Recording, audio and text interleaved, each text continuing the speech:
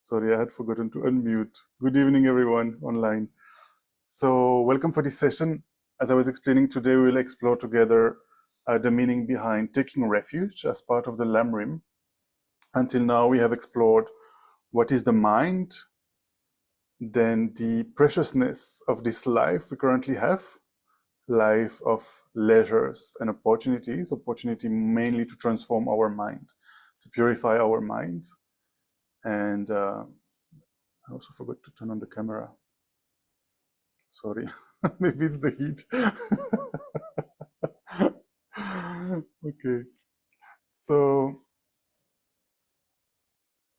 this life of opportunities, last week we explored how it might come to an end. It will come to an end inevitably, right? Whatever happens, whatever we do, at one point or the other, we will pass away. Then this might come at any moment. Death might come. We don't know, right, when death will come. So we saw how it can come, even tonight, tomorrow morning. The time of our death is uncertain, right? So why we explore this topic is because we want to, take advantage of this life while it lasts, while we have it. We want to take advantage of it and transform our minds. So today we'll explore the next topic, which is taking refuge. The meaning behind taking refuge, why going for refuge, and what are we taking refuge in? Is that correct English? What are the objects of refuge, perhaps? That's more correct. So before we start, let us first, just arrive in this space on the cushion at Tushita, and for those who are joining online, to arrive in front of your device at home. We'll do a short shamatha meditation. Then we will talk about the topic of the day, which is refuge. And after talking about the topic, we will do an analytical meditation about it, a guided meditation on refuge. And then finally, there will be more opportunity for discussion. So let us start by just arriving for this session. We can take 3 deep breaths.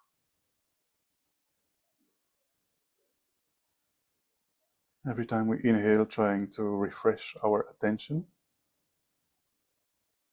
And every time we exhale, trying to relax.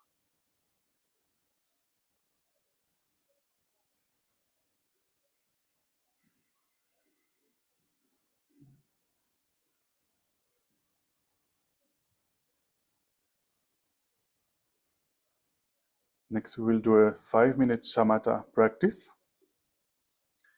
Bear in mind the 4 instructions for shamatha, which the first one is the body posture.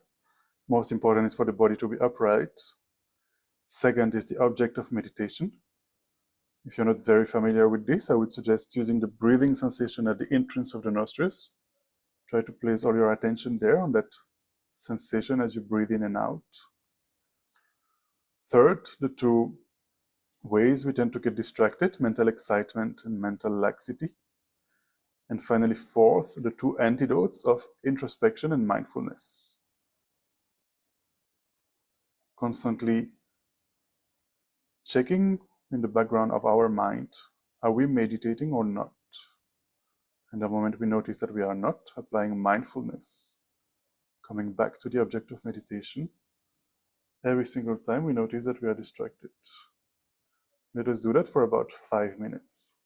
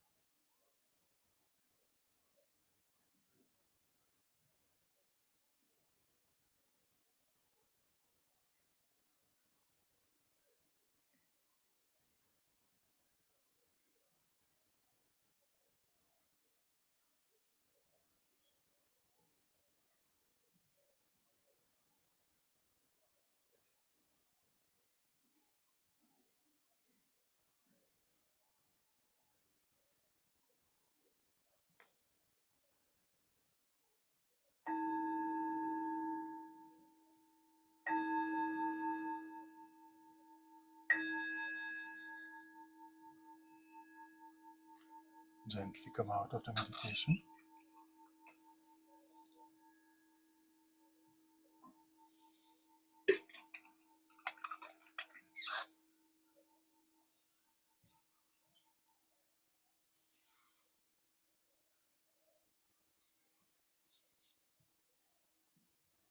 So today we'll be talking about going for refuge, taking refuge. Traditionally in the Lamrim, we have explored, the mind, the preciousness of our current life, and then impermanence and death, the fact that inevitably this precious life will come to an end.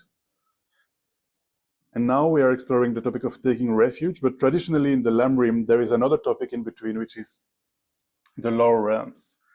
And in modern times, many teachers actually skip this section, and when the Lamrim is taught, for example, in beginner courses, for example, in Dharamshala at Tushita, or in Root Institute or Kopan, for example, they have these 1 week or 10 days introduction courses.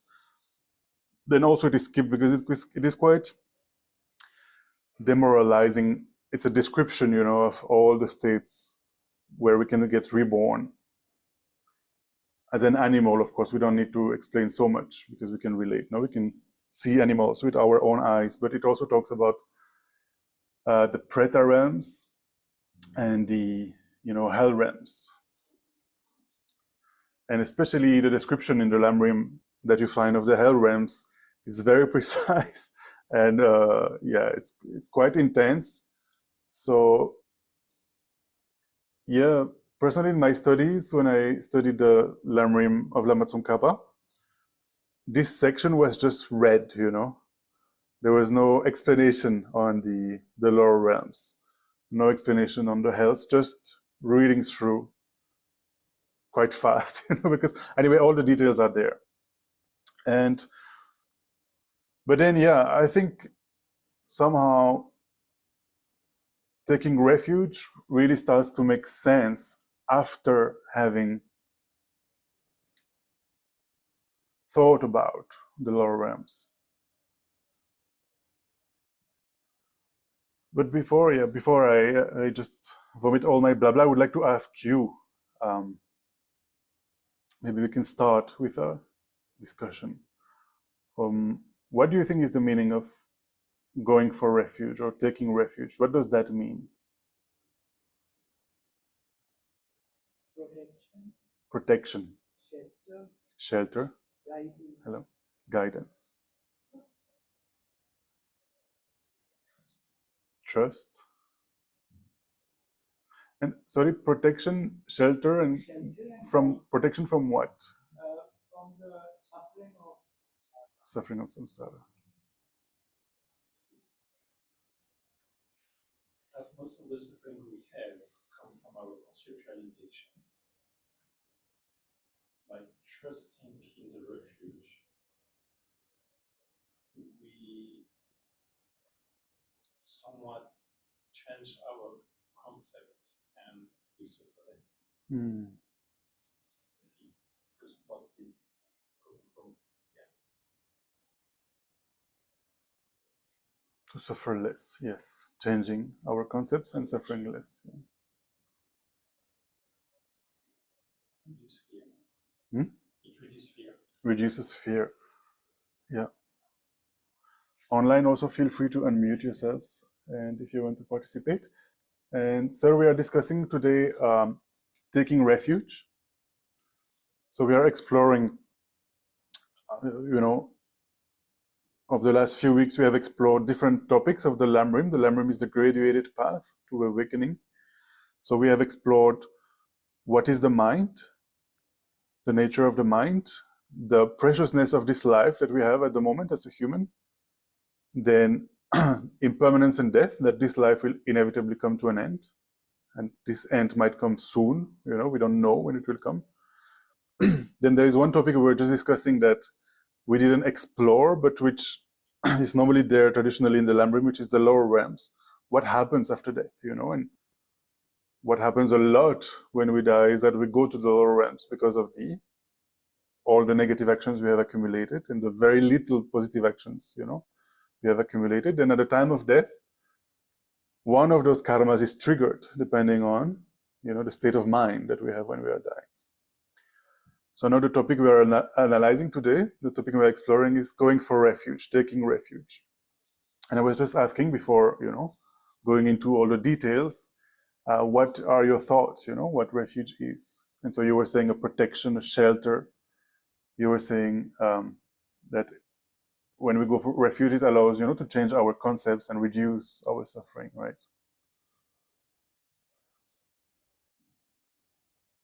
Anybody else would like to share their views? What is the meaning of taking refuge, going for refuge? You can simply unmute yourself on Zoom.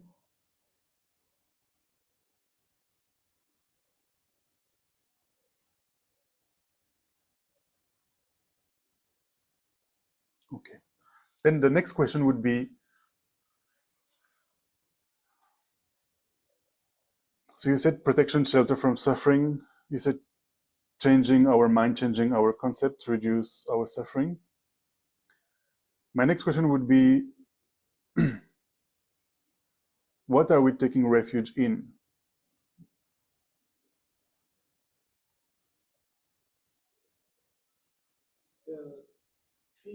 The three gems. Which are? Buddha, Dharma, Sangha.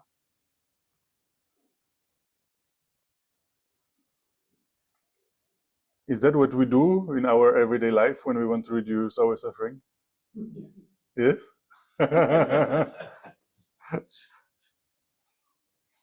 will not say we take refuge in the Buddha mind, the mind of the Buddha, for me. We take refuge in the confidence and the Dharma and the teaching will bring us to that way. And we take refuge in our companions and the community who is practicing this road to go to this enlightenment of Buddha mind. Is that what we do in our everyday lives? When something happens, I don't know, let's say we bought a new car, very fancy car, and then we have a big accident and the car is ruined and insurance is not going to pay. We just lost, I don't know, a new car. What does it cost? 30 lakhs, let's say, a beautiful car. So we just lost 30 lakhs. Do we go for refuge in the three gems when this happens?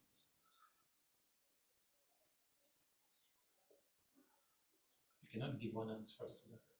No, of course.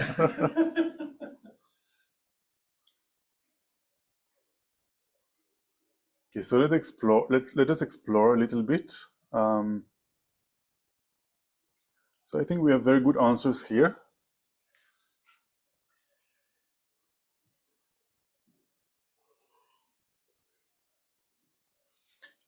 Yeah, when we talk about refuge, let us talk about why we are going for refuge. As you were saying, protection from suffering. No? So in the Lamrim, it is presented in two ways, the reasons why we go for refuge, or the reasons why we should seek refuge in the three gems, in the three jewels, or the Mazopa Rinpoche used to call them the three rare sublime ones.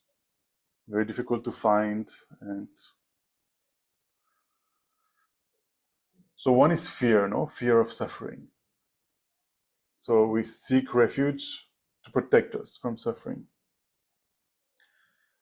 The second reason why we go for refuge is when we know that we can rely on the three jewels, on the three rare sublime ones to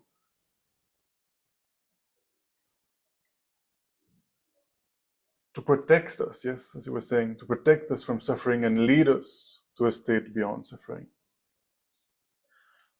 But yeah, mainly this is presented in the context of the first scope, which is we want to avoid suffering in the future. We're not talking about Nirvana or Buddhahood yet. So the main reason in the lowers to go for refuge is that, we don't want to suffer in the lower realms, and we have conviction that the three jewels, they can help us not to go there. So when we talk about the three jewels, as you were saying, the Buddha, Dharma, and Sangha, and as you were describing them, when we talk about the Buddha, we talk about a being who is free, from all the mental veils, all the obscurations, all the negative emotions, even all the cognitive obscurations and veils, and that has perfected everything that is positive.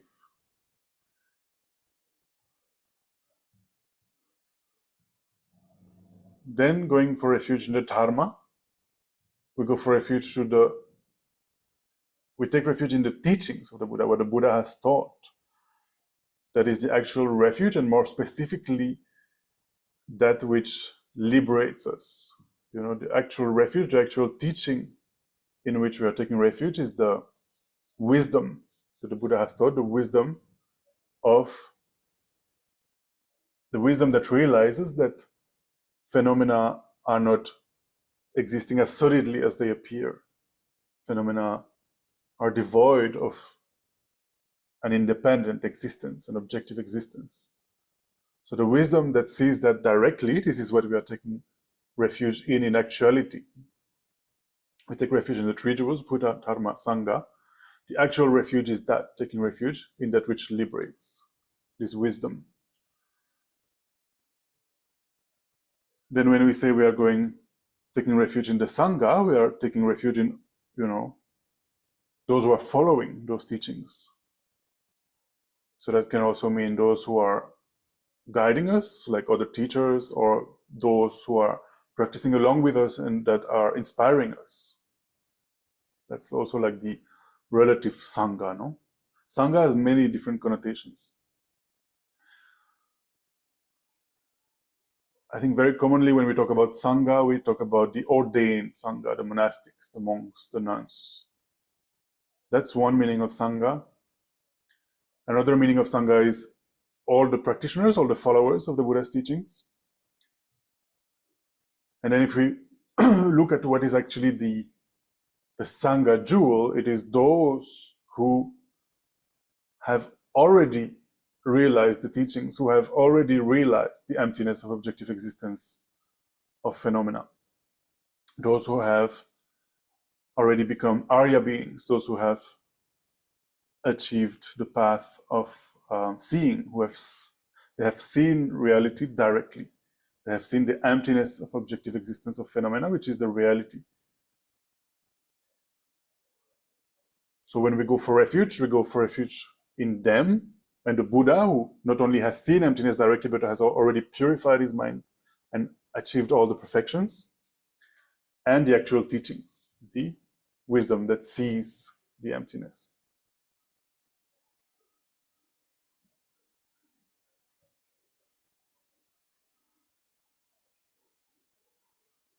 So in the Lamrim, it also explains, the different qualities of the three jewels, why they are, worthy objects of refuge.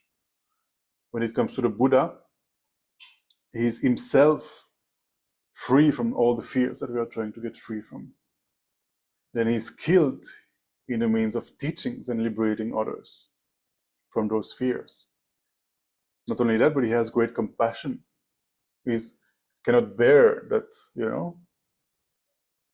sentient beings are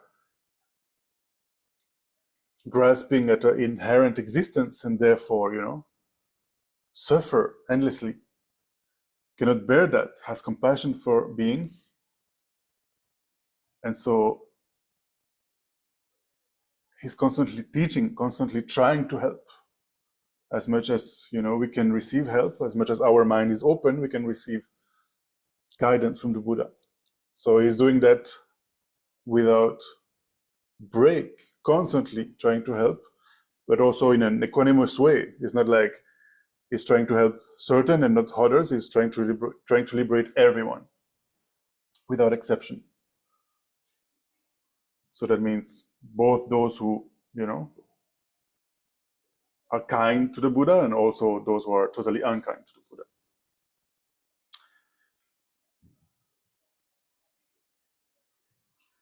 So, Nicola, when we go for refuge to the Buddha, we are actually going for refuge to the mind of it. Because the teachings constitute the dharma. Would that be a correct way of looking at it? Yeah, the Dharma refuge, the Dharma jewel in which we are taking refuge in, loosely speaking, when we talk about Dharma, we talk about the teachings, right? Like loosely speaking, when we talk about the Sangha, we talk about the disciples or the ordained Sangha, but the actual Sangha, the Sangha jewel that we are taking refuge in, is those who have already realized emptiness. So when you talk about the Dharma, we are not only the Dharma jewel in which we are taking refuge, we are not talking only about all the teachings in general, but specifically the wisdom. So that's a mind that realizes emptiness directly. That is something we can develop in ourselves. So this is the actual refuge. Now, when we take refuge in the Buddha,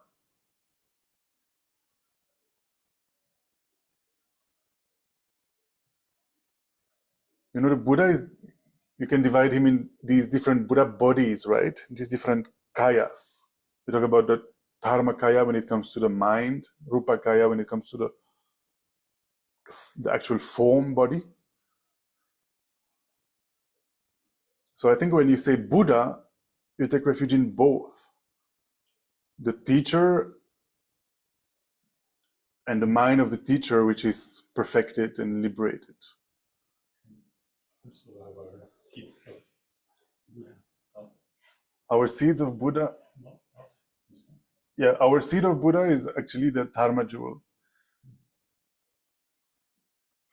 Well, yeah. What we have in common with the Buddha is our mind, even though it is, polluted, afflicted, obscured, even though it is like that, it has something in common with the Buddha's mind, and that which is common with the Buddha's mind is the emptiness of our mind, which makes it possible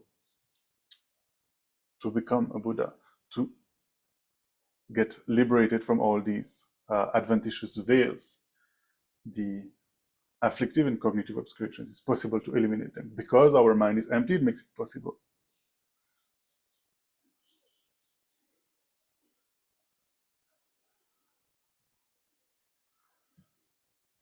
So yeah, I don't know if I give you elements to think about. Are we taking refuge in the Buddha's mind or the Buddha's body also? Because when we turn for protection, shelter, the form of the Buddha doesn't exist. Does not exist? Does not exist. He is not there in a physical form right now. Okay. So Have you heard the story of Arya Sangha? So Arya Sangha is famous for having spent 12 years meditating in a cave. And the aim, the goal of his retreat was that he wanted to see the Buddha Maitreya. And in the beginning of his retreat, he would not see Maitreya, but still he meditated for 3 years, but after 3 years he gave up. He left the cave, abandoned his meditation, and then he saw people that were very persistent in what they were doing. Like, for example, somebody was trying to make a nail, like a very thin nail out of a huge piece of metal with just a feather, So he thought, wow, that will take a very long time, but perhaps eventually we'll succeed, and that made him go back into retreat. 3 more years, again, not seeing Arya Maitreya, then again came out, again saw something, I don't remember what else he saw. That gave him inspiration that he has to persist. So he went again back like this, in total for 12 years. At the end of the 12 years, again he gave up. And when he came out of the cave, he saw a dog that was about to perhaps pass away because it was being eaten alive by all sorts of like insects and worms and things like that. And when Arya Sangha saw that, he generated a immense compassion for that dog. And he thought, I need to help him. I need to protect this dog and save him from death. So his thought was, I'm going to remove all these worms and insects. But if I take them with my hands, they will pass away. So I cannot do that. So he actually took all the insects and the worms with his tongue so that the insects and the worms would not die. And as he was doing that, then when he came up, suddenly the dog was not there, but Arya Maitreya was there. The Buddha Maitreya was there. And he said, where were you? I've been, for 12 years I've been in the cave waiting for you. Where were you? And he said, I was always there, but you were not seeing me. See, then he showed on his robes, there was some dirt. He said, this is, you spit on me. You can see here, you could not see me, but I was always there. So because he generated this immense compassion, then he had the karma to see the Buddha, no? So it is said that, the Buddhas are always there, but it's just that, at the moment, we don't have the karma to see them. Lama Zopa Rinpoche, there is a famous quote from him. He used to say, you are never alone because continually you are surrounded by countless Buddhas and Bodhisattvas. They are trying to help you, try to guide you. This is what they do. But because we have all these mental veils, we fail to see them, no? But so when we go for refuge in the Buddha, I think, yes, the meaning of the Buddha is the mind that is perfected and purified. But we also go for refuge in the teacher, because how does the Buddha help us is by teaching, right? But yeah, it's worth investigating a bit more, I guess. Are we taking refuge only in the Buddha's mind or also in the body of the Buddha? That's a good question, yeah.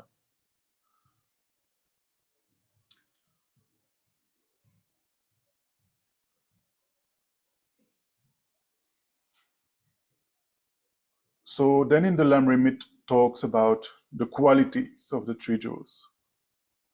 The qualities of the Buddha, the Dharma, and the Sangha. So that for us to, contemplate the qualities in order to, strengthen our conviction that they can help us. So when it comes to the Buddha, the Lamrim lists the qualities of his body, his speech, his mind, as well as his enlightened activities. So his body is, we talk about the Nirvana Kaya, the enlightened aspect of the Buddha. So it is said that the Buddha Shakyamuni, was looking like this with all these different signs, these signs and marks or exemplifications, which, all of these things have a different meaning that symbolize, his enlightenment.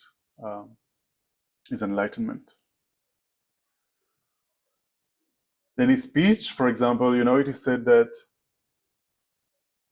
with just a single word, he's able to, answer the questions of many different people at the same time.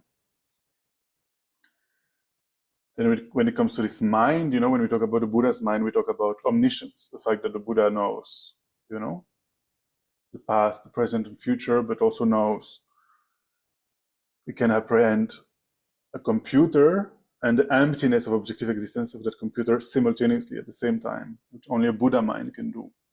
He sees conventional and ultimate truth simultaneously. But also when we talk about the Buddha's mind, we talk about his perfect love, his perfect compassion for all beings. Then when we talk about his enlightened activities, so the main thing is that because there are countless sentient beings that are suffering, he's constantly trying to help. His activities, his speech are uninterrupted and spontaneous. He's constantly trying to help and benefit beings. So then when it comes to the qualities of the Dharma, the Lamrim says that these limitless qualities that we just talked about of the Buddha, they come from meditating and realizing the Dharma. The Buddhas, they have actualized true cessations meaning the mental obscurations have been eliminated for good from the root. They will not come back. This is the meaning of true cessations, this absence of the mental veils, the afflictive and cognitive obscurations. And he has done that by meditating on true paths. And the true paths is the actual Dharma we were talking about earlier. True path is this wisdom that sees emptiness directly, emptiness of objective existence. So this is the actual Dharma, this wisdom that is able to give rise to all the realizations that the Buddha has and all the true cessations, all the abandonments of all the mental veils, up to full Buddhahood. Then when we talk about the Sangha jewel, as we were saying, the actual Sangha jewel is those Arya beings, those beings who have seen emptiness directly already.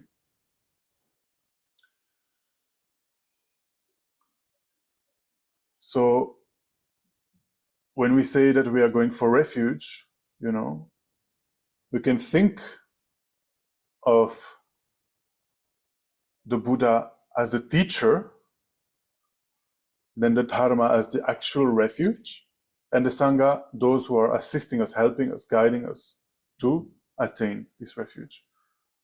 We can think of it as the Buddha as a doctor who, his first teaching was the Four Noble Truths, and the first was truth of suffering. The doctor who says, you have a problem here, you are sick. He diagnosed our sickness, which is this truth of suffering.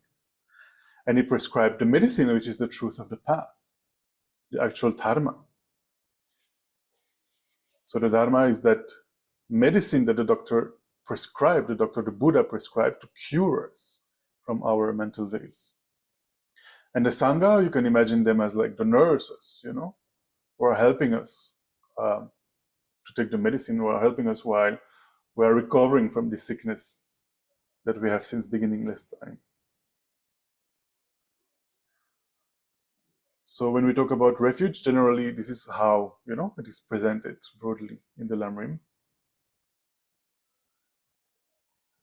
And before we do an analytical meditation on that, anybody would like to share anything, your thoughts on this, or your views on refuge? Anything you would like to add, anything you would like to say or ask?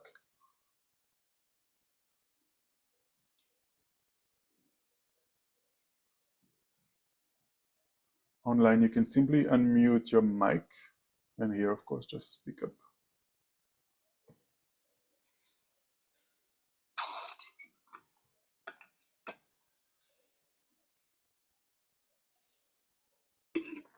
Does it make sense? What? I have a question. Yes. But it's kind of going a bit back on No problem. Lower realms, yeah. The animal realm, we are in contact. Yes. The other lower realms, are we in contact with them? So the question is, I'm just repeating because I think it's a bit far. So the animal realm we are in contact with, right? We can directly perceive. So it's easy to relate, no? But then when it comes to the other lower realms, like the Preta realm and the hell realms, are we in contact with? So again, I think it is a little bit maybe the same question as with the, the Buddha body. That it's always there trying to help us. Not only one, but countless Buddhas are trying to help us. But we cannot perceive due to our mental veils. So I think the Pretas is not unusual for some people, to be born with the ability to see them. Maybe you've heard, of people talking about like spirits or whatever.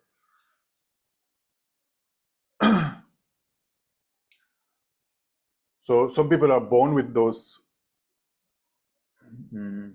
faculties, but it's also, faculties that we can develop. Like clearly the Buddha, has omniscience, so he can perceive all the realms, no problem. But I think even before that, through our meditation, we can achieve calm abiding, shamatha. We can achieve some, absorptions, meditative absorptions, the dhyanas. And from those, some faculties come, some siddhis, they're called in Sanskrit. And yeah, maybe seeing the other realm is one of them. I would say one of the clairvoyances.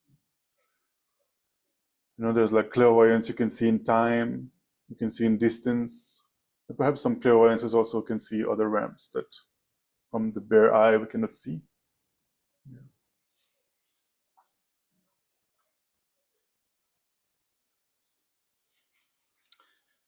Any other thoughts or questions?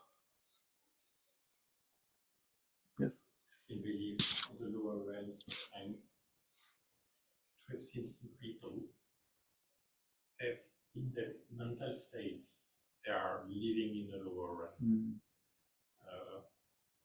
Toxicoman, for me, it's really close to a preta. You have people who are so much full of anger and negative emotions that the entire mind, the entire perception of the reality is pure hell. Because they are so full. So I don't know what is related to more to different conception, but for some people I also think that's one of the definition could be through mental states we can reach this lower realm. Yeah, that's a good way of thinking as well. I'm just gonna paraphrase a little bit in case it was not very clear online. So that, for some beings, even for some human beings, even though they have a human body, perhaps their mind is already in the lower realms. Like you were talking about drug addicts, perhaps they have like the mind of a preta, like a mind of a hungry ghost. So yeah, that's I think very interesting way to think. I was discussing the other day with a volunteer here about the hells. Actually, like he was kind of suggesting that they are a physical place, In the Lamrim, actually, if you read all the descriptions of these lower realms and the hells, it's very precise. Like one is like the cold hell, one is like the hell realm, one is like the black lion hell. There are all these sorts of different descriptions that, yeah, they sound like places, but yeah. This morning I was reading from Lama Yeshe saying, it's not like, there is somebody there waiting for you, to die and go there in a physical place. What happens when we die is that the state of mind in which we are in transforms. And what you are saying here is that even without dying, at times you can clearly see that, let's say, we just met someone and we are in love, and we see everything beautiful and shiny and sparkling. Then we break up, we are demoralized. We want to die, Then we can see how our mind is powerful, no? From that state of seeing everything as blissful and enjoyable, then we break up and everything is gray, gloomy, dark, and we just feel pain.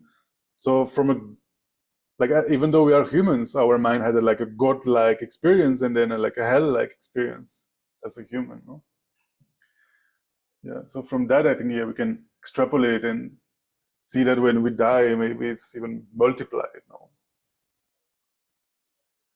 Where we go, where we go, not as a place, but where our mind goes, no? When we die, where. Yeah. It reminds me of a movie that I saw when I was a teenager, with Robin Williams. I think it's called What Dreams May Come, and his wife commits suicide. And what happens to her is that, yeah, it's exactly what the Buddha describes, actually. She was such in a negative, she commits suicide because her husband passed away in a car accident. So she's so sad. It's like the end of the world for her. And she ends up committing suicide.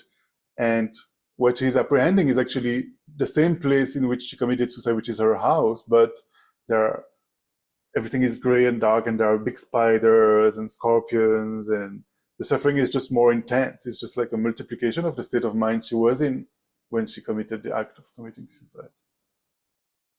So yeah, I think, yeah, for me that movie explains the teachings of the Buddha a little bit. Yeah, what happens when we die.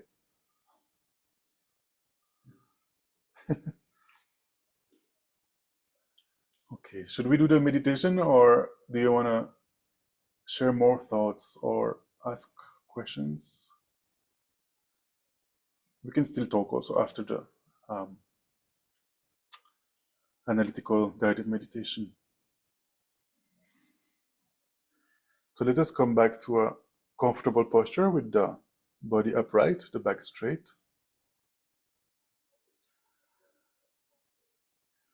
And let us contemplate.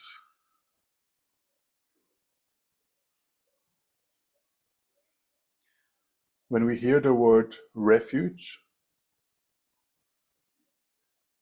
it often has a very religious connotation for us. It seems to be something very religious.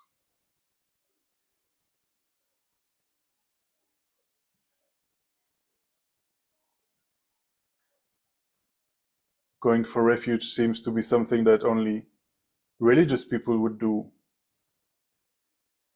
or something we do when we follow a religious path, taking refuge in a particular religion.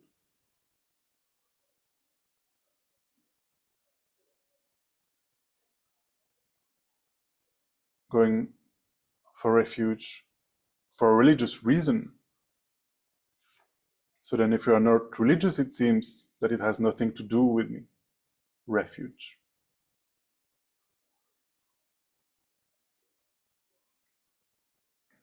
But if we take a closer look with an open mind, we can actually see that all the time we are taking refuge. We might not notice it, but constantly we take refuge in many things. Without break, we look for happiness here and there. We try to find a safe haven, something stable. We want to rely on something that lasts, something that relieves our suffering.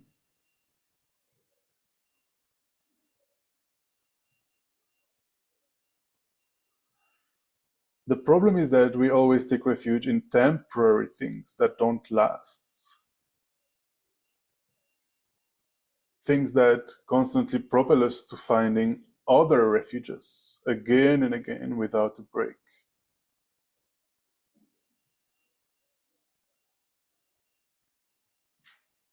So to see this more clearly, to get an experience of that, we can take a look at our life and all the small refuges we have taken throughout our lives until now, in order to define what it actually means to take refuge.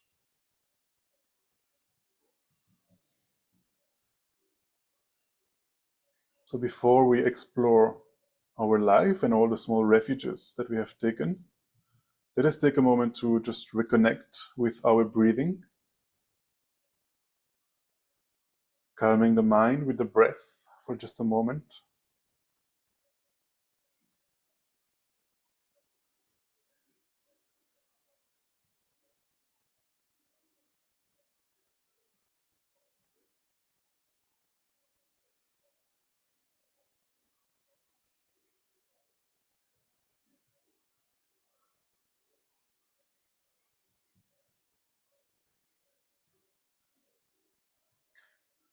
And let us start by thinking of the very beginning of our life, the moment we were born.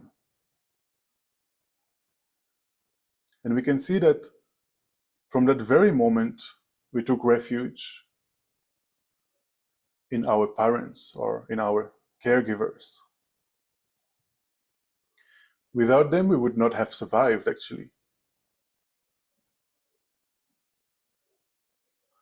As a child and as we grew up, whatever happened in our life, if we got hurt or if we were afraid, whenever suffering occurred, we ran to our parents or caregivers for protection, for refuge, for some relief of our suffering.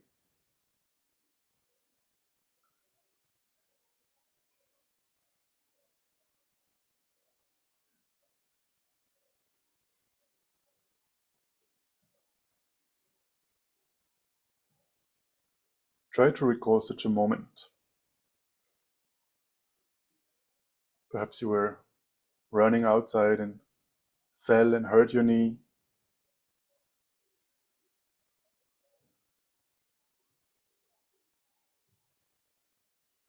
Or any other suffering experience that you recall running to your parents for protection.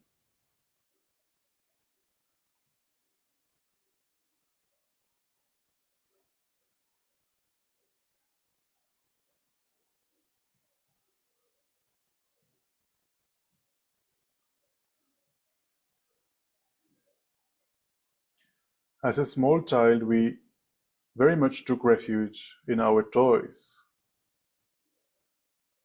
Can you remember your favorite toy?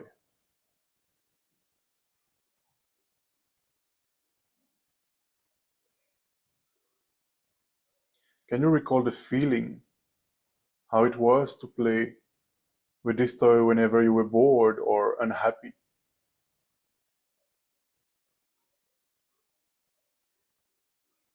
Try to recall the feeling you had as you took refuge in this toy.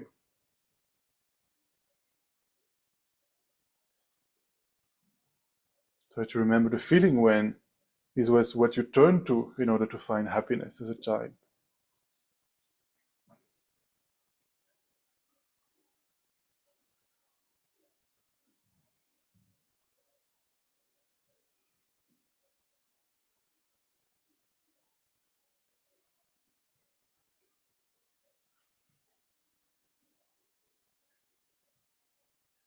As a child, we completely lost ourselves in these things. We totally took refuge in those things, our parents, our toys.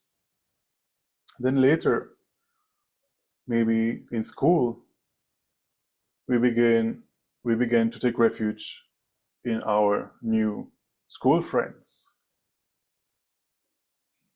or our neighbors. Try to remember your very first best friend as a child.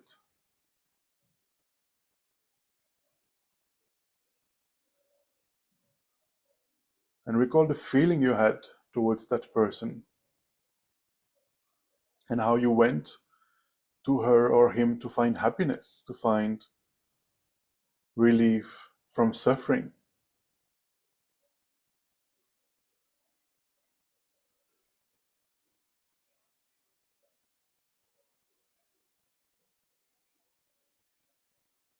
Perhaps you were turning to your best friend as a relief from boredom.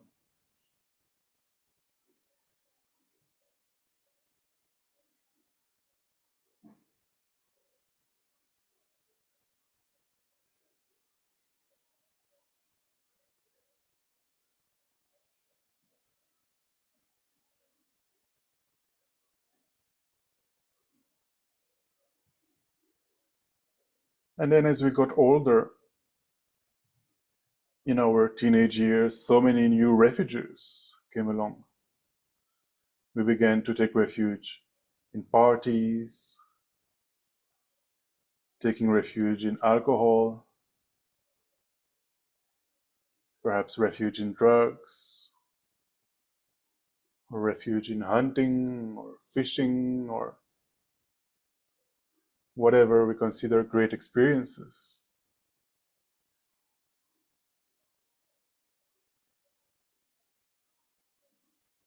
Perhaps we took refuge in traveling anything we considered great, fun, enjoyable.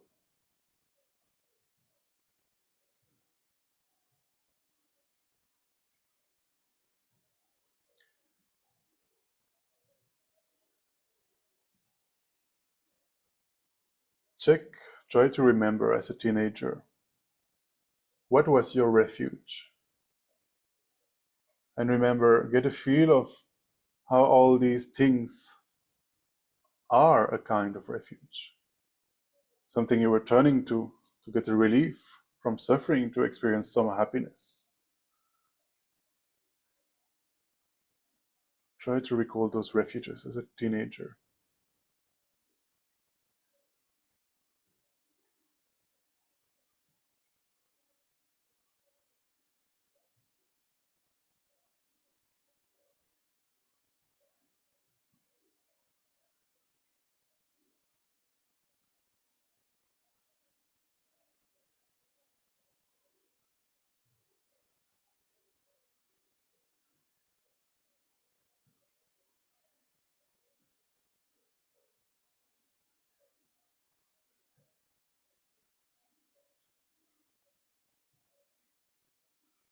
And then let us check how much of these things are still very much a refuge now. When things go wrong,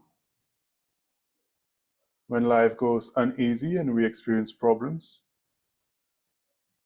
how much do we still take refuge in these things, expecting these things to bring us happiness? Identifying with those things and relying on them.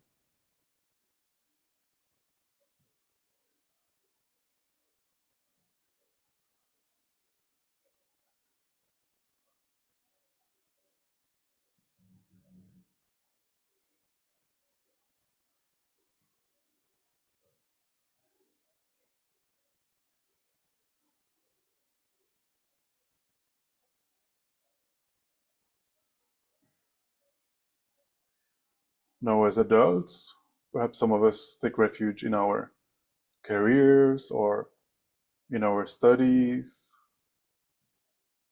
or we take refuge in our status, our achievements, in what we want to become and work hard for, or we take refuge in our reputation, thinking that if others think well about us, this will give us true lasting happiness, and that this is what life is about.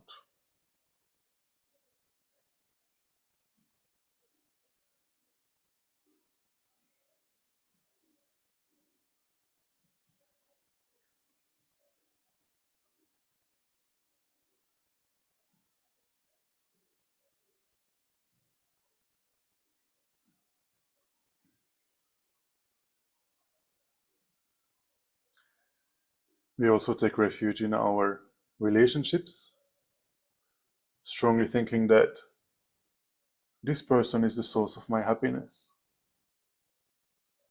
As long as I am together with this person, everything is going to be fine.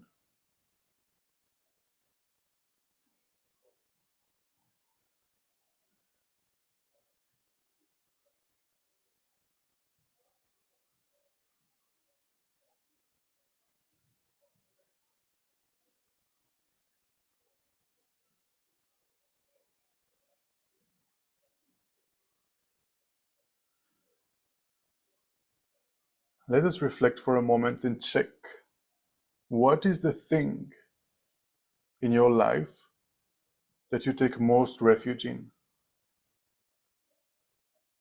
What is that thing that you expect to make you happy the most?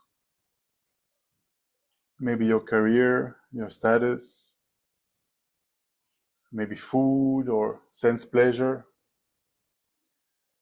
or maybe being online, checking Instagram or shopping or some physical contact or traveling.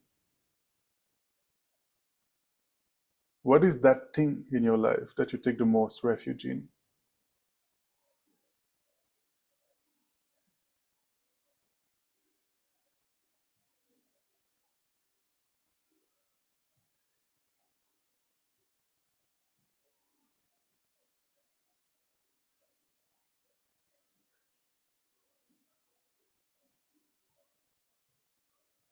can you see that all these refuges are only a temporary means to overcome suffering?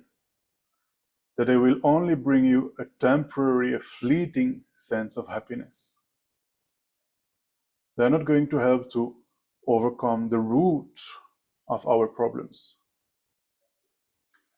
If we look after taking refuge in all of these things, we still feel dissatisfied. We are still not content after enjoying all these temporary pleasures so many times already. What remains from all these refuges? What remains?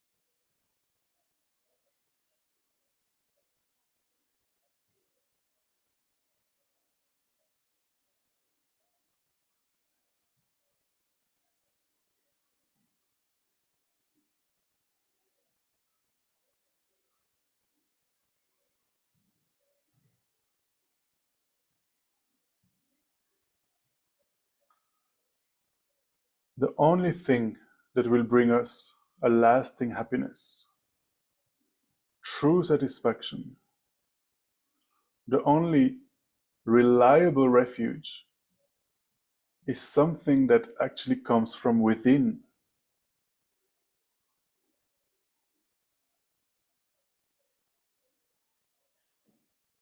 By developing our inner wisdom, taking refuge in a correct method that shows us how to develop the mind, develop our knowledge, wisdom, develop our compassion. Only by that can we find true happiness.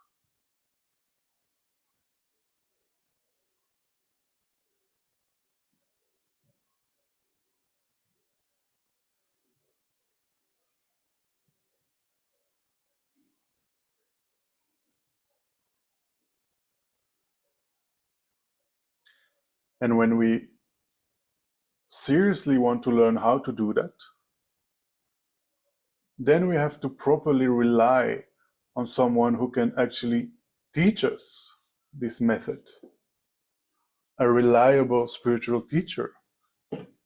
We have to study the correct method, study it well and apply it correctly to overcome our delusions, our afflictions, all these emotions that hinder us, to eliminate them, to overcome them once and for all.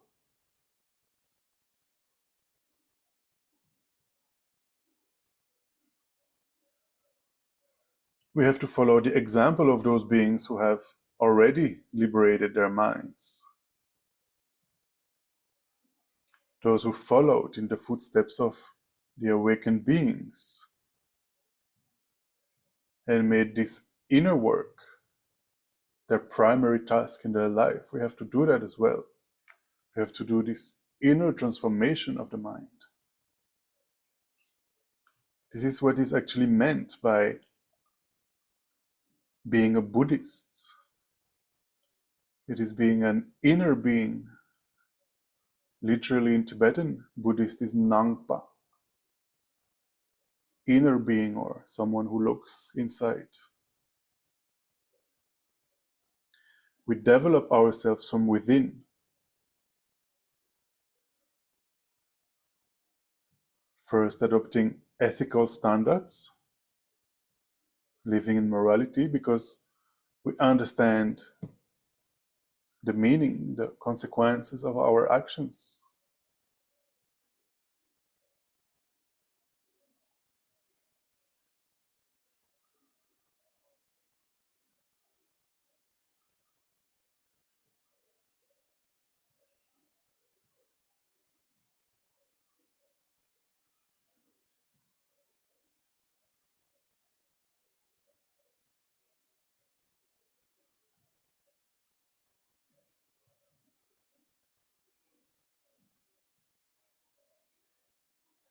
Let us conclude by bringing up the wish to take on the responsibility to discover our own inner potential.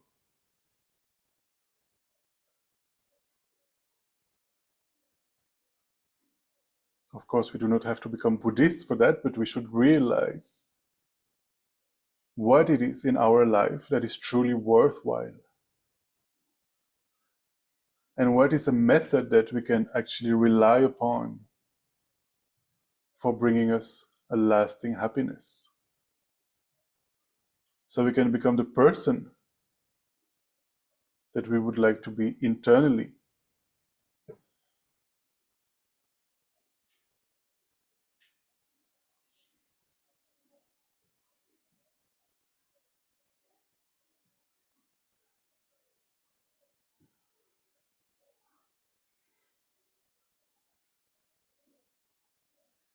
The joy, the happiness of awakening comes from within ourselves.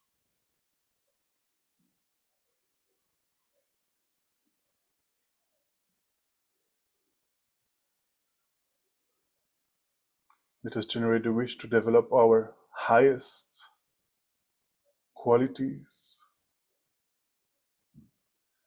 so we can be of the greatest benefit not only to ourselves but also to all other living beings.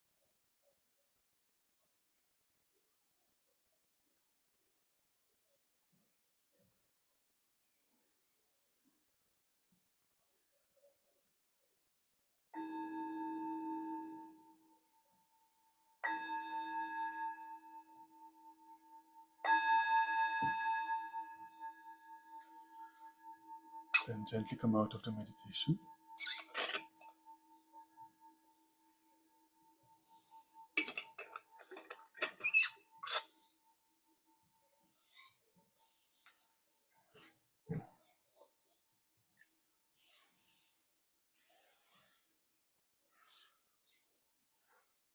Any thoughts you would like to share?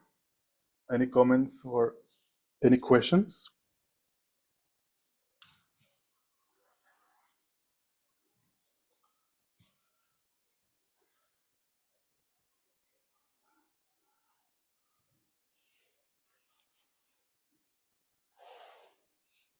Perhaps you would like to share what came up during the meditation, like what kind of refuges you were taking as a teenager or a young adult, or the ones you are still taking refuge in. For me, it's food, for example. That's one of my refuges.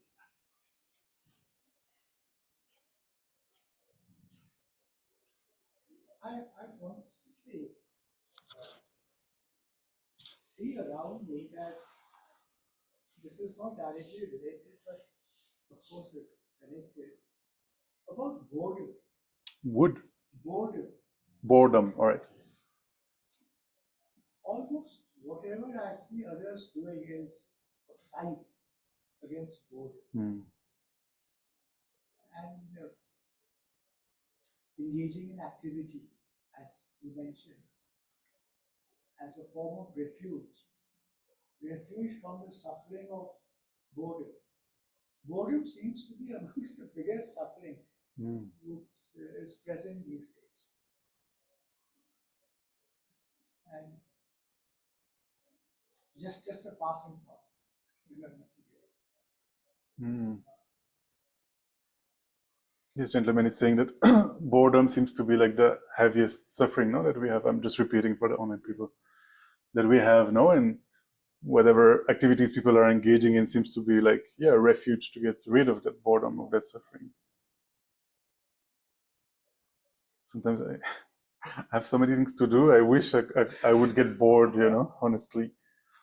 Because I think boredom maybe is a good place to start practicing. I feel like a privilege. Yeah, it's a privilege to be bored.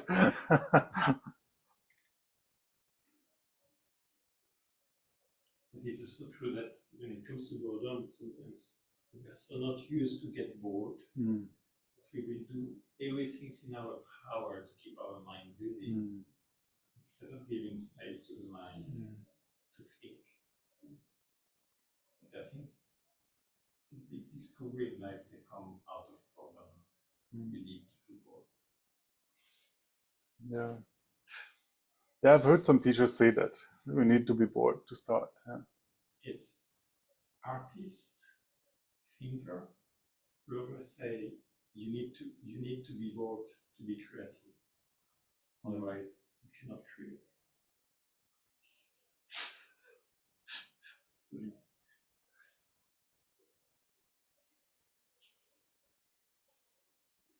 The sense of boredom and loneliness could be really heavy for people on stage. Yes. And in a huge city like here, it must be a terrible feeling.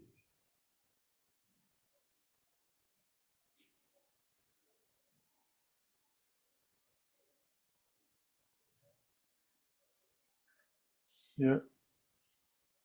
Geshe Damduli often says, when you're in the company of others, enjoy their company and don't feel like, oh, I never have some privacy, Just try to enjoy. Then when you are alone, enjoy your privacy and don't say, oh, I'm always alone. And try to take advantage of both. So that way we don't feel lonely and we also don't feel that we are always in the company of others, never alone. Because both have good sides, no? Perhaps in loneliness, no, we find this boredom that enables us to be creative and to practice. And perhaps if we were alone all the time, then we would be demoralized. So we need both, no? For me, it's always this: try to live in the present. Mm-hmm. Try not to seek what you don't have at that moment. Try to experience what you have now. Mm.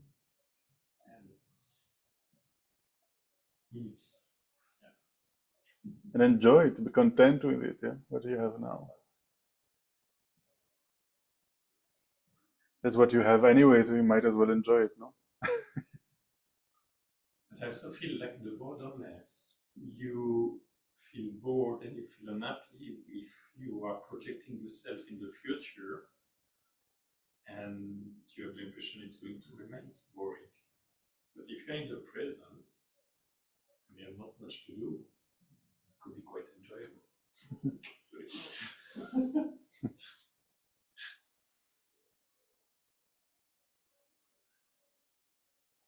But the taking refuge, when it's funny is, I don't know for you, but maybe you even wear some of your refuge.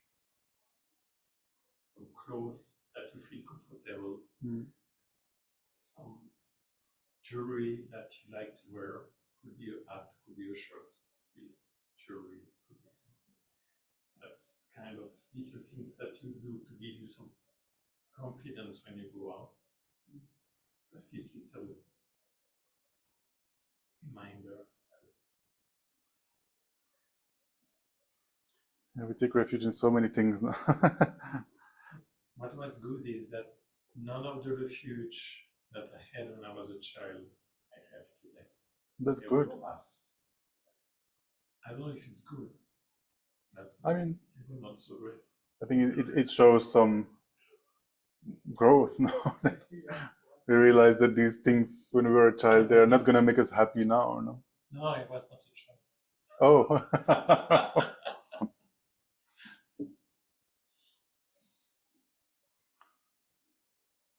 I realized that I turned to music very often. Oh, music, yeah. And, as a child, teenager, even now. What kind of music? Right now, it varies, but generally it's jazz, blues, the great guitarists. But these days I've discovered that young singers are really great. This girl, Billie Eilish. Oh, Billie Eilish, yeah. Yeah, it feels like she doesn't need instruments, no? Her voice is doing the melody. But she's one of these persons who was born talented. Born talented, yeah. Yeah. Oh, yeah, she is. It's like Mozart also, no? He was born talented. Yeah, actually, make me feel like that. But she's one of the person at 16, she already had enough of fame to get into depression. Right. So, yeah, because it's difficult. Yeah. It is interesting what you mentioned because I've been living as abroad for quite so many years and not always in a quiet place. And one of the advice that was given to us when we were living abroad is you need to bring with you something for every of the sense you have. That's smell, taste, touch, contact, hearing, seeing. And when you feel like you are going through difficult that moment, you can use them a little bit. And it's a little bit the principle of a refuge, in fact. But you will three physical elements that will bring you the music you mentioned. Could be songs, could be having, I don't know. So that you don't feel homesick, basically. It's not homesick. Sometimes it could be against the stress. It Oh, could stress. be against many things. As in place that are not really quiet. And sometimes you just need to create a feeling of normality. Give some space for your mind to rest. So, an interesting one. Okay, thank you so much, everyone, for sharing. I mean, everyone here, because online people are too shy. But let's just take a moment to just dedicate, whatever merits we have accumulated by thinking about the qualities of the three jewels and taking refuge in them and looking inwards, developing our mind, transforming our mind.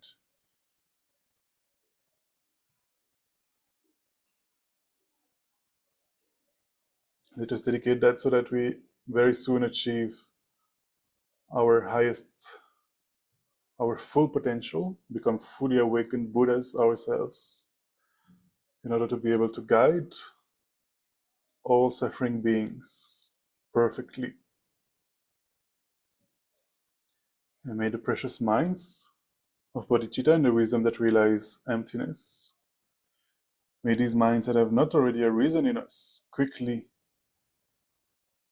be realized, and whatever has already been realized may it never diminish but always increase. May our spiritual teachers, such as His Holiness the Dalai Lama, have a long and healthy life. And may our teachers continue to teach us, guide us for a very long time. And finally, may the wars that are happening around the world immediately come to an end. May there be no new war, may there be no famine, may there be no epidemic. May there be no financial crisis, may there be no disasters of the elements, natural catastrophes. May peace and happiness prevail in everybody's hearts and lives.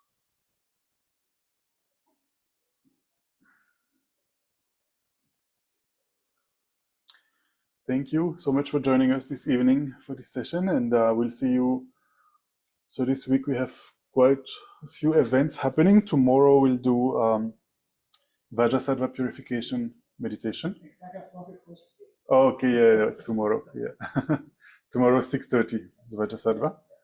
Then on Wednesday we are welcoming Venerable Geshe Tenzin Namdak, who's a Dutch monk who is the first Westerner actually to have completed the Geshe program at Seraje Monastery and then the 1-year study at the Gyume Tantric College. And since then he has been teaching, he's the resident teacher in London, our center in London called Jamyang Buddhist Center. And so on Wednesday evening, 6:30 p.m., he will give a teaching here as well as online on compassion and ultimate reality. Then on Sunday, and for the next coming 4 Sundays, we'll have again online teachings with Venerable Geshe Lagdor from the Tibetan Library in Dharamshala. This will be only online on Sundays at 8 p.m. on the Precious Garland. And then I think the text is called The Precious Garland. Let me just double check to make sure. Yeah, The Precious Garland of the Sublime Path, the Oral Instructions of Lord Tsongkhapa. Actually, Venerable Geshe-la started teaching on this text already last year. It was also on Sunday evenings. And so this is the continuation, 4 more sessions on Sunday evenings. And for this, we have to register. Actually, it's co-organized by different centers. So we have to register online. And yeah, when we register, we can give a donation, but it's not mandatory. We can also just attend for free.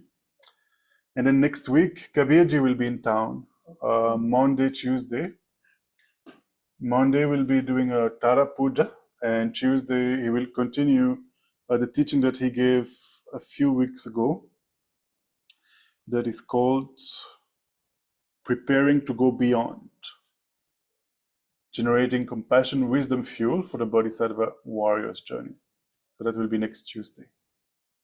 And so these sessions, Contemplating the Lamrim, will be in 2 weeks then. The next one will be Monday the 12th May. In 2 weeks. Thank you very much, everyone. Have a good night.